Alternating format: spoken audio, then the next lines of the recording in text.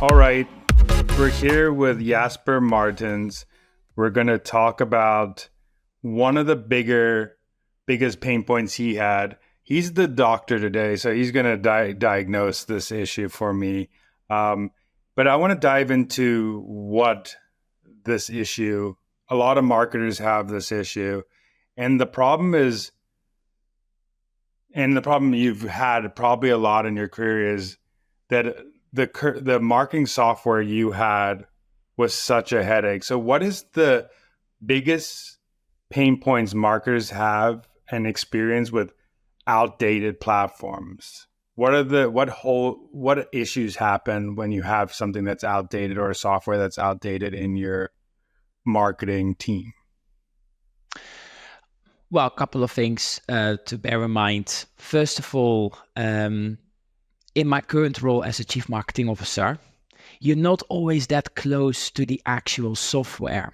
Your teams might work with it, but me looking at the tool itself, I might be quite distant from it. So actually understanding what the actual problem is can sometimes be quite a challenge, and working with the teams to figure out what's going on. Second part is you might think the tool might be a little bit out of date, but what's the alternative? What to look for? And the problem you've usually got when you look at new providers or new solutions is they will shower and sprinkle lots of fancy words such as AI powered or all of the buzzwords that come with it. What does that actually mean? How can it actually enhance what you're looking for? So I think that is the biggest challenge, figuring out what's going on and cutting through all of the noise of all of the buzzwords. And often because you're a marketeer, you're not a software engineer or you're not an integration specialist, trying to work with people in the organization to figure out what's going on, what you're missing, and what the opportunities are is a challenge because everybody's busy, everybody's got roadmaps, everybody has to prioritize their workflow. So that the last point in terms of what makes this a challenge, how do you prioritize this piece of work in the organization using the right metrics, as in by using this new tool and moving away from the older tool, I will be able to achieve X, Y, and Z, and therefore that's benefiting the organization. So that's probably even the most challenging one often. How do you get this prioritized? Because from my experience, often you will be told as marketeers, you've got an email platform, just keep using it. Looks good to me. I think also three of the symptoms, actually, I'm going to go into like 4 symptoms and I'll break them down with you. One of the biggest symptoms a lot of marketers see, and I seen this because I was in marketing ops, but is a lot of softwares out there, you need really technical resources. And there's a lot of engineering bottlenecks that come with that. So how do these technical bottlenecks disrupt productivity of a team, and what are the resources you actually need to overcome technical bottlenecks in an organization? So to answer your question on the first part is what bottlenecks do you encounter with regards to the engineering capacity, which you're referring to? Maybe it's best to describe it with what we've achieved, what we've experienced here at PensionBee. Mm-hmm. So as an online retirement provider in the UK and in the US, we help you to roll over your old 401ks in the US or to transfer your old workplace retirement accounts in the UK into a new account. We're utilizing marketing automation software or marketing engagement software or ECRM tools to really build up that personalized relationship. Now, so the vendors of those tools will always claim that you can build hyper-personalized journeys, AI-powered, et cetera. But actually, how do you build that out to the customer, for the customer? How do you actually get that built and connected with the tools that really matter? So to give you an example, in the UK and also in the US, we work with Iterable. and that's an ECRM tool of an engagement tool. But it has to be connected to our Postgres database. It has to be connected to our Salesforce CRM and so forth. As a marketeer, you simply don't have that knowledge in terms of how to connect these things, how these actually work, the nuts and bolts. So you've got to work with probably the right specialist, often not even in your company. Often the knowledge is simply not there. And therefore you have to then go outside and work with a third party vendor. I think that's been the biggest bottleneck in terms of how the hell does this thing actually work and how does it integrate? I know what I want to do with it as a marketeer. I've been to the conference. I've spoken to the sales team. It's been absolutely fantastic. How in the hell are we going to actually build this? And we don't even have spoken about when are we going to build this. It's actually how. And that can be a real challenge. My experience is that you can have fantastic software engineers, but if it's a tool they've never used, they got to get to grips to it. They got to get familiar with it. They got to often get familiar with the actual infrastructure, such as deep linking to within an app from an email or a push notification. They might not have done that before, so they have to learn and figure out how that works. And sometimes they just sit on it because they don't know how to ask for help, or they don't want to ask for help, or they don't know where to start. And that's been a really big bottleneck. So you get delays. And another issue I see too, which is data headaches. I think a lot of softwares promise you these seamless integrations for data. It's always seamless. It's always going to be easy to plug into your softwares. It's also, but data is one of the lifebloods of marketing. And when you have integration headaches, it's with outdated platforms, it's really hard. So what does a seamless integration look like to you? What is a seamless integration? So a seamless integration for me is not a tool that says you've got a 360 overview and everything can be plugged into a box. The reality is it never works like that. There's always going to be something that is not pluggable, and then you don't get the whole picture, and therefore the whole tool becomes useless in my view. The best integration that works really well for us here at PensionBee is having one source of truth, which is a Postgres database or it's a Snowflake database. That should be everything should be in there.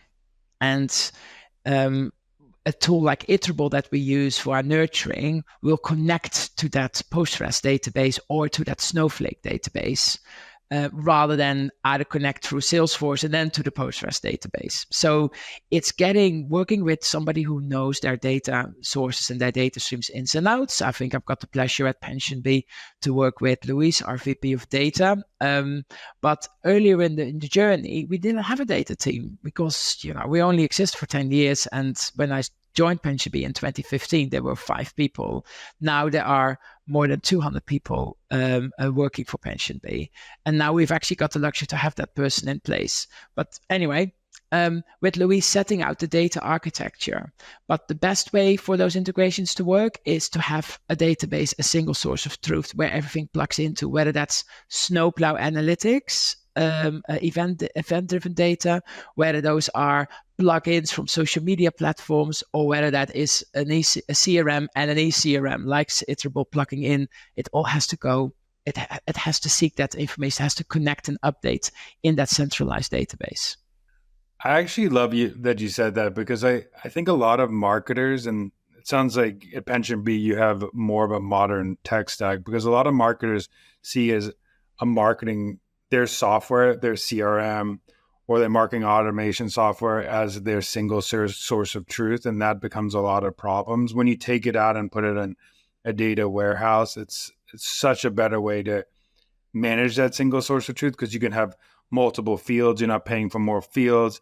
You can manipulate the data how you want to do it, instead of having to rely on 15 different softwares to be able to connect. You can just push it into one source of truth. So I love that you said that, because one, a lot of companies don't have a single source of truth. And two, they have multiple softwares as their source of truth, and then their data is all over the place and crazy. And um, I think for me, what's really important, and I come from a company before I joined PensionBee where I wasn't able to connect the eCRM to the CRM, and therefore I had to download a CSV file, upload it into the eCRM system, and then email customers a newsletter. And oh boy, if status had changed, then we were sending out. I mean, don't even get me started on those things. So I know what that looks like. So when we had the opportunity to build something from scratch, I also, as a marketer, although this is not my expertise, you do need to look into this. You do need to read. You do need to talk. You need to get some advice. And having one database where all your tools can plug into is best, because this year we've moved away from an old CRM to a new CRM system. And the beauty of having the way it's been set up is that you can then unplug the old eCRM and then you plug in your new eCRM tool. In this case, we've used Iterable now we moved away from another tool and into Iterable.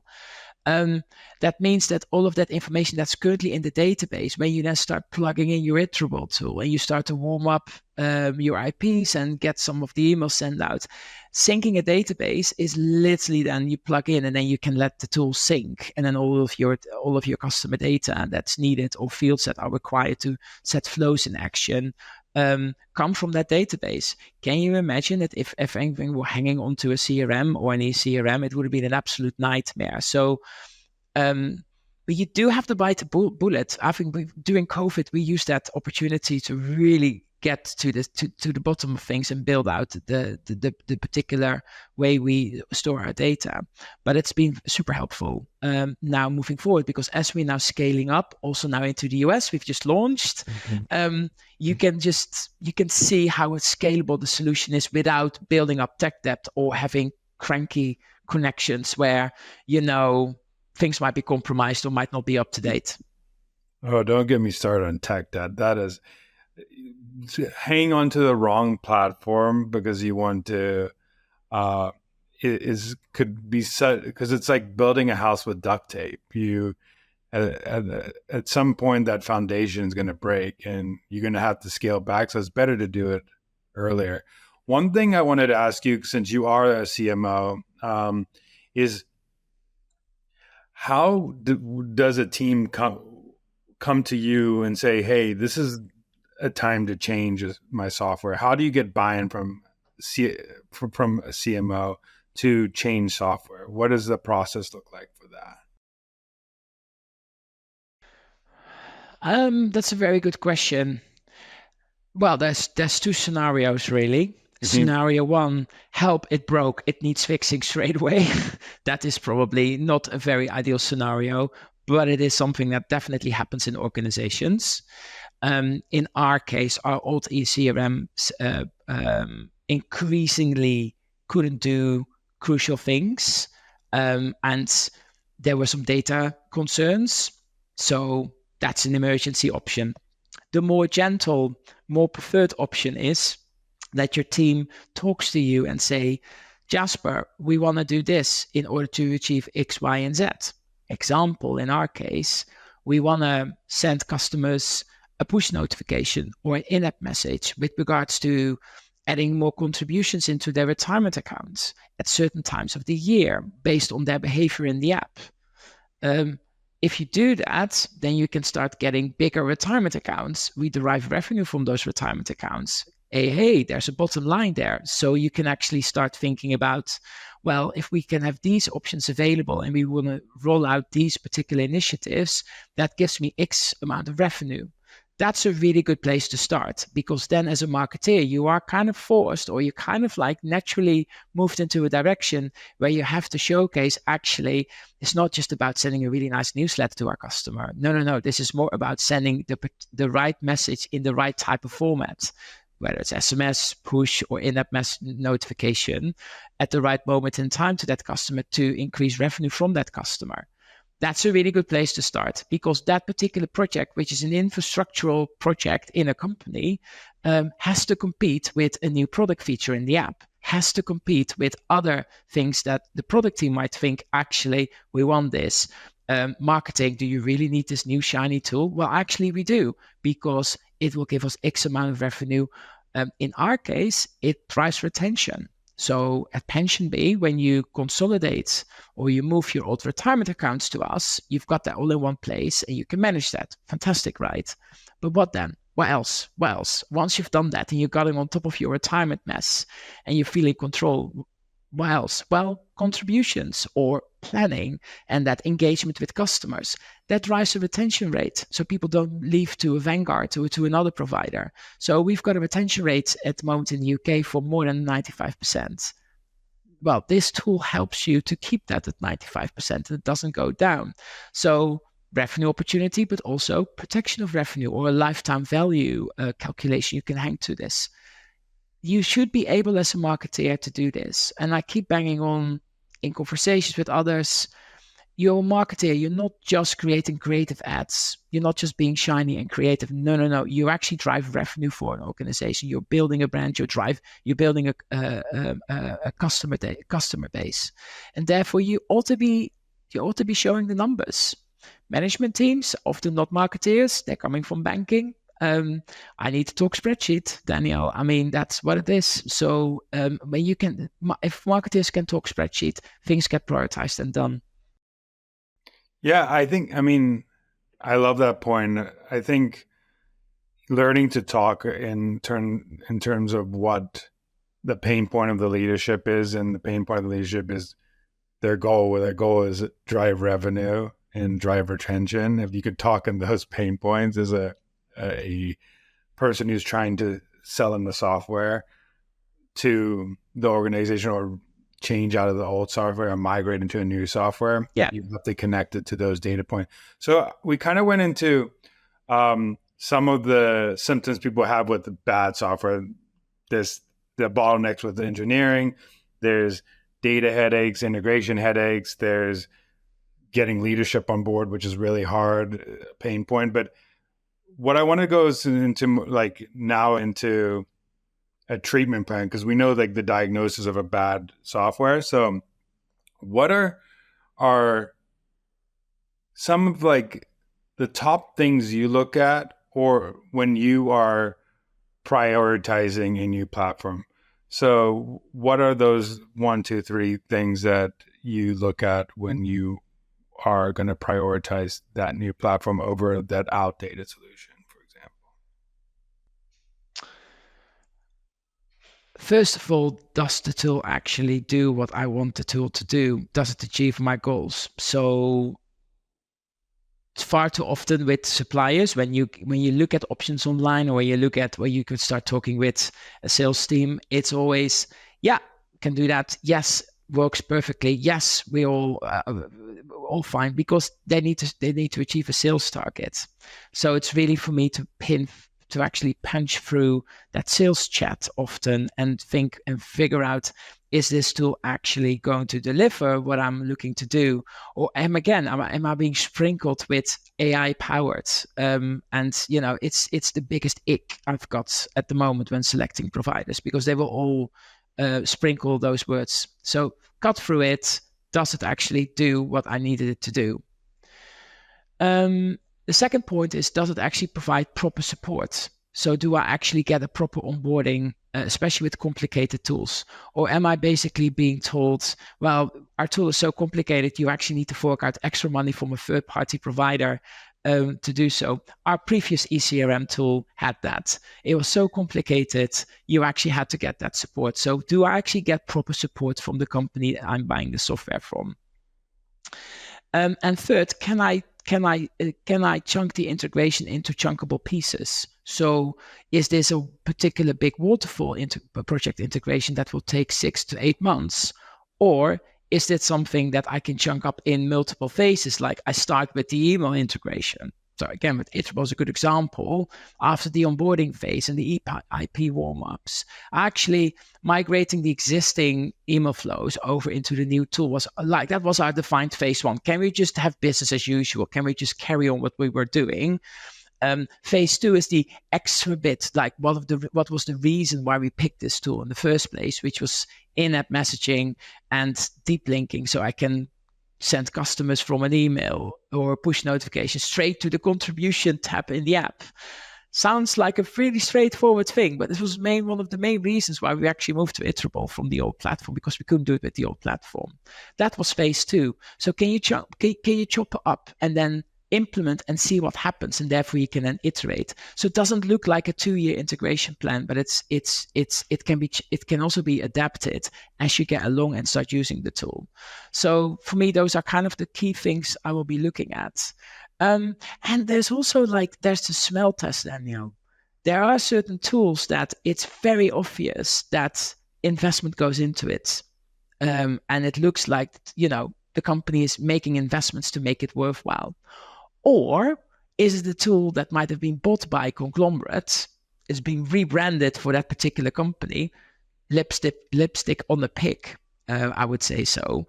Because the underlying tool might still look very 90s or very naughty shoulder paddy UI. And they just they brought it into the 21st century. So the first couple of points I've mentioned, for me, those are kind of very straightforward, but don't underestimate the smell test.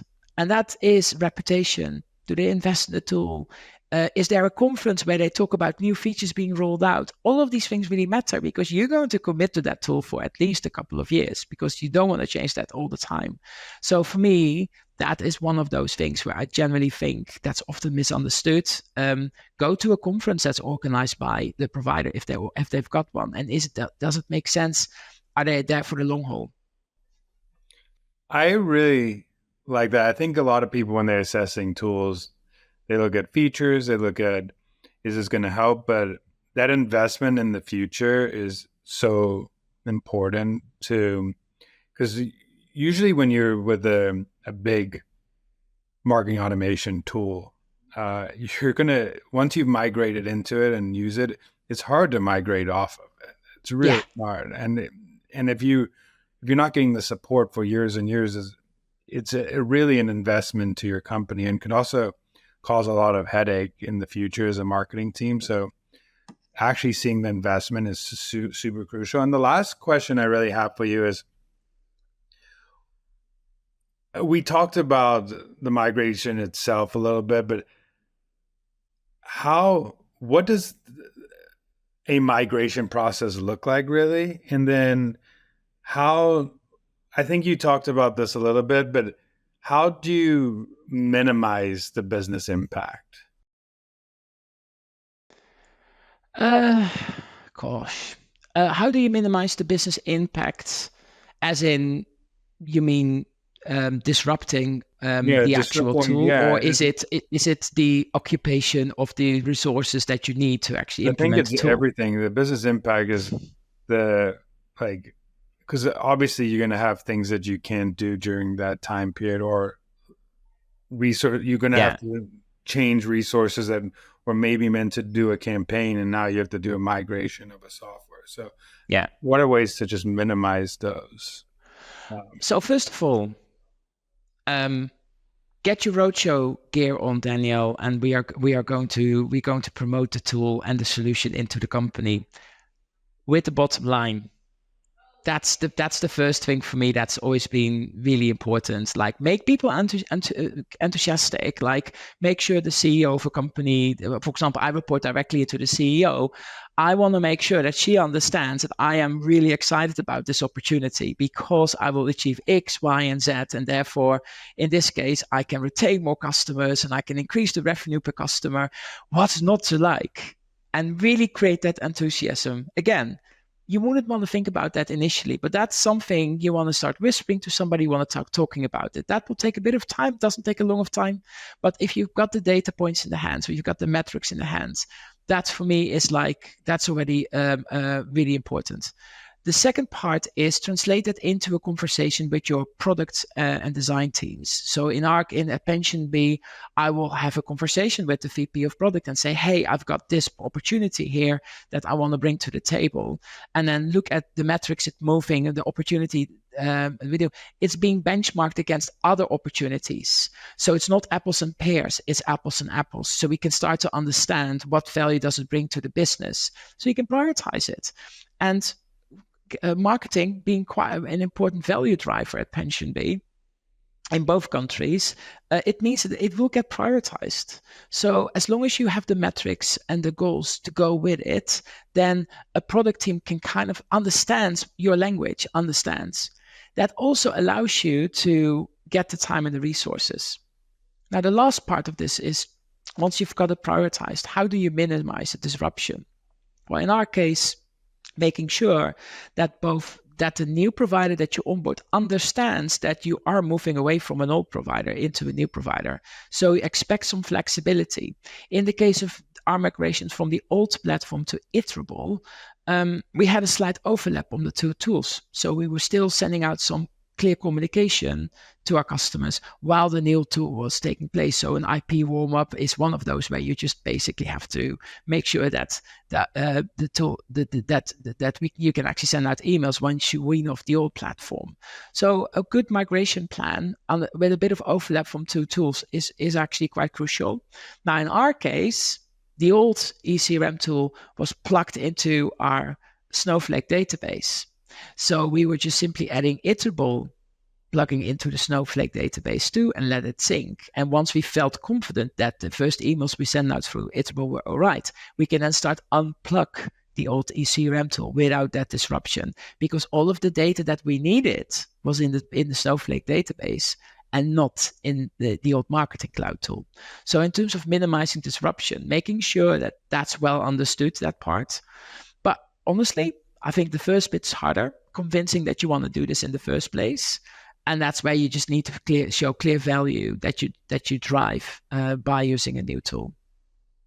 Yeah, because you have to change so many behaviors in the business. People are so used to the old way of doing things, and it's always hard to get the new way. And also, you also, like we said, have to ask a lot of resources in the company because there's engineering resources, there's product resources, there's sales resources, there's so many resources, finance resources, all the resources you need to convey. A lot of people will then send a PDF around on Slack and say, hey, this is a new tool and we're really, really excited to use it. No, guess what? Nobody will read that PDF. And, that Slack message will go unnoticed. I have to get my promotion gear on, and I have to jump around and run around the company and say, hey, this is what this is an opportunity. We've got this now. We actually want to move to this because it will achieve X, Y, and Z. Look at the opportunity here. What's not to like? And it becomes a no-brainer. As marketers, everybody actually wants a new tool implemented or sees an opportunity. You've got to promote it. You've got to market it. It's not just for you're not a marketer for your customer. You also sometimes have to be the marketer to your own decision makers in the organization. We've got an advantage. We're already marketeers. So just wear that marketing hat and go out and promote that before you start thinking about the actual implementation. Yeah, the 2 points I got there for everybody is internal marketing is as important as external marketing. Yeah. 1. And then 2, when you're promoting things, each team has different benefits. So just like your audience, there's different benefits. You have to market those benefits to each product. There's a different benefits. Hey, you won't have data problems anymore, or you won't have to have patch and fix. For sales, you could say, hey, look, you were getting X more leads and X more this. But if you have the same messaging for everybody, maybe one team will care, but the rest of the team won't care. Lastly is, where could people find you, what you're doing at PensionBee, and all the cool stuff? Well, first of all, you can find PensionBee in the App Store or on pensionbee.com. We are a global retirement provider. And like I said earlier, we help you to bring all of these old retirement accounts from your previous jobs all together in a new account. In the US, that's powered by an ETF plan by State Street. So really good investment products we offer. And we just make it really simple. So that's what we do. I am in the marketing team, Chief Marketing Officer. Joined the company in 2015 when there were only 5 people in the room and 1 million seed capital. We're now a global company in 2 countries, publicly listed on the London Stock Exchange with over 200 people. And we're managing $7 billion of retirement savings on behalf of 250,000 customers. So it's been a great journey to be on. If you want to find out anything more about PensionBee or about me, you can find me on LinkedIn or on my Twitter. Thank you so much for coming on. This is super helpful.